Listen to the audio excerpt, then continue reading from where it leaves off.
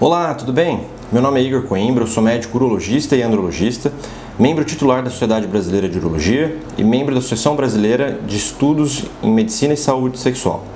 Eu criei esse canal aqui porque eu aprendi com meus pacientes que na mesa de bar ninguém nunca tem problema sexual. E na vida real não é bem assim, né? E os homens acabam entrando em sites que trazem informações que mais atrapalham do que ajudam. Então, eu já peço desde já que você se inscreva aqui no canal, curta aqui esse conteúdo e compartilhe com qualquer pessoa que você acha que possa ajudar.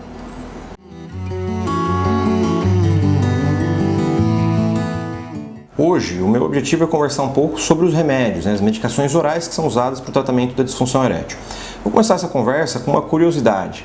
Essas medicações, elas atuam na via do óxido nítrico, E esse óxido nítrico, quando ele foi descoberto, isso foi uma descoberta tão importante para a medicina de maneira geral, que os pesquisadores que descobriram isso ganharam um prêmio Nobel.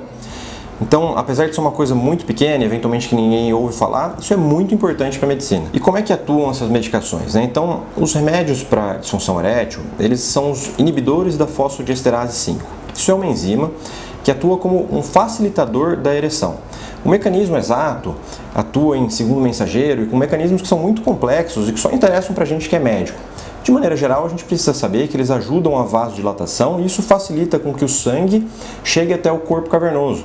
São estruturas que todo homem tem dentro do pênis e que faz com que ele aumente de tamanho e fique rígido para poder ter uma relação sexual. Bom, e quais são esses remédios? Então aqui no Brasil os mais comuns são o sildenafila, tadalafila e vardenafila.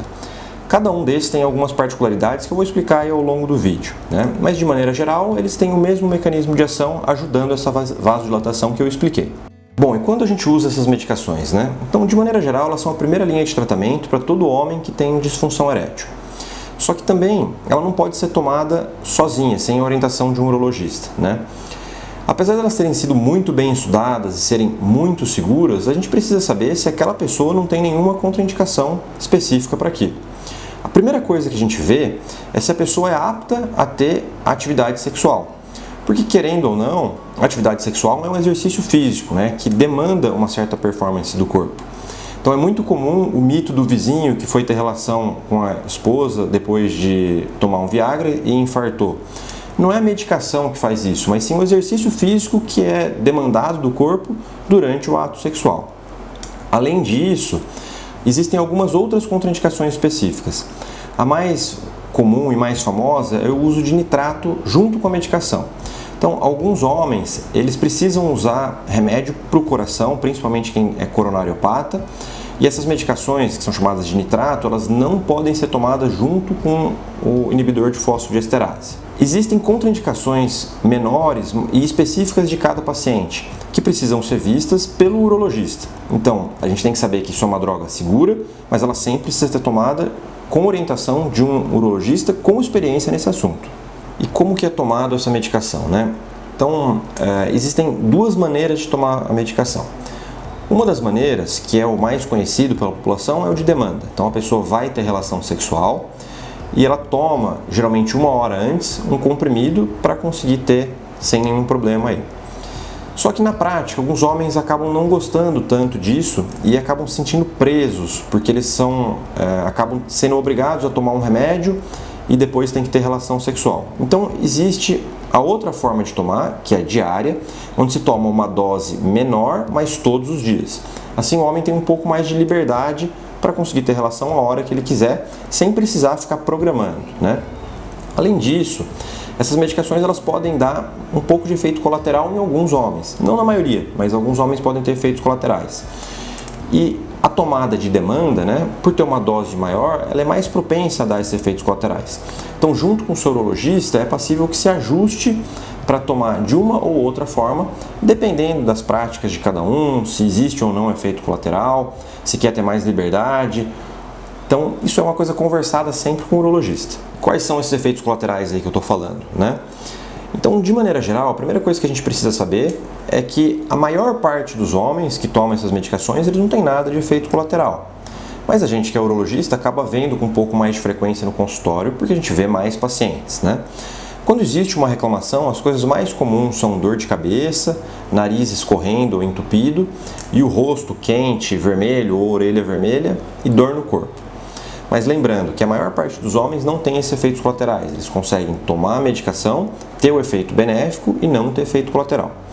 Quando isso porventura acontece, a gente precisa ver se isso é muito significativo ou se não está incomodando tanto assim na relação sexual e pesar sempre numa balança, né?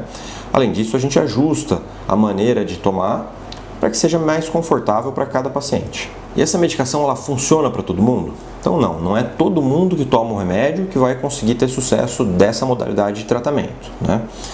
A primeira coisa que a gente precisa fazer quando isso acontece é ver se a pessoa de fato foi bem orientada e está tomando a medicação de forma correta. E quais são os erros mais comuns, né? A primeira coisa é que, por mais que tome a medicação, precisa existir um estímulo sexual para que ocorra uma ereção.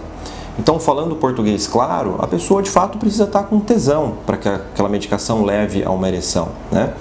Não adianta achar que só tomando o remédio já vai ter ereção e tudo vai ocorrer de forma normal.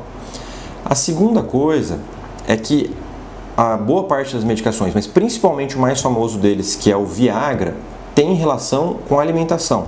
E se tomar de barriga cheia, o efeito vai demorar mais e ser menor do que se tomar da forma correta depois de ter se alimentado, né? Quando a barriga já está vazia. Por fim, é muito comum que os homens, na ansiedade de ter a relação, eles tomem o remédio e queiram logo já ir para a relação de fato.